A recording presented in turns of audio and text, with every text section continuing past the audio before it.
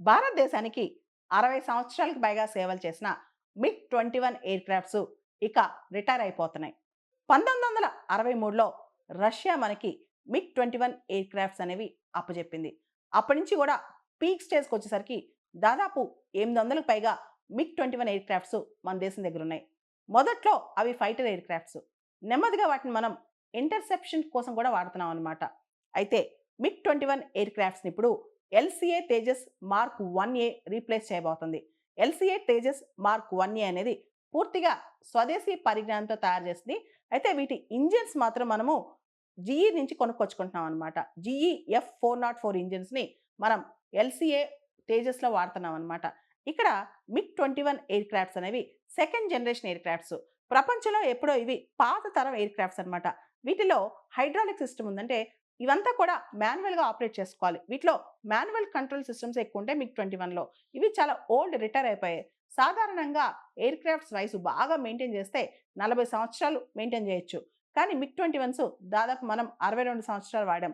అదే మనం light combat air craft project కింద తేజస్ మార్క్ 1ఏలో చూస్తే గనక మనం కంప్లీట్‌గా ఇంజిన్ కానీ, ఆపరేషన్ సిస్టమ్స్ కానీ చాలా మోడర్న్‌గా ఉంటాయన్నమాట. వీటిలో ప్రత్యేకంగా ఫ్లై బై వైర్ సిస్టమ్ అనేది అంటే డిజిటల్ ఫ్లై బై వైర్ అంటే దాదాపు అన్ని ఆటోమేటిక్ సిస్టమ్స్ అన్నమాట. సో మిగ్-21 అనేది మనం పాత తరం సెకండ్ జనరేషన్ ఎయిర్ క్రాఫ్ట్ అయితే తేజస్ మార్క్ 1ఏ అనేది 4.5 జనరేషన్ అనుకోవచ్చు. అండ్ వీటి సిస్టమ్స్ కూడా ఆపరేషన్ సిస్టమ్స్ కూడా పూర్తి స్థాయిలో తేడా ఉంటది. అండ్ మిగ్-21 అనేది 1963లో ఇండక్ట్ అయింది. తేజస్ మార్క్ 1ఏ అనేది 2016లో ఇండక్ట్ అయిందన్నమాట. అండ్ మిగ్-21 అనేది దీన్ని బైసన్ అని కూడా పిలుస్తాం మనం.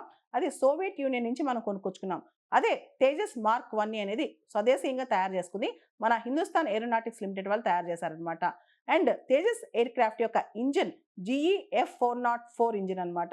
2 కూడా మిగ్-21 మరియు ఎల్‌సీఏ తేజస్ మార్క్ 1ఏ ఈ 2 కూడా సింగిల్ ఇంజిన్ జెట్సే. అయితే ఎల్‌సీఏ తేజస్ మార్క్ 1ఏలో 78 కిలో న్యూటన్ ఇంజిన్ కెపాసిటీ ఉంది.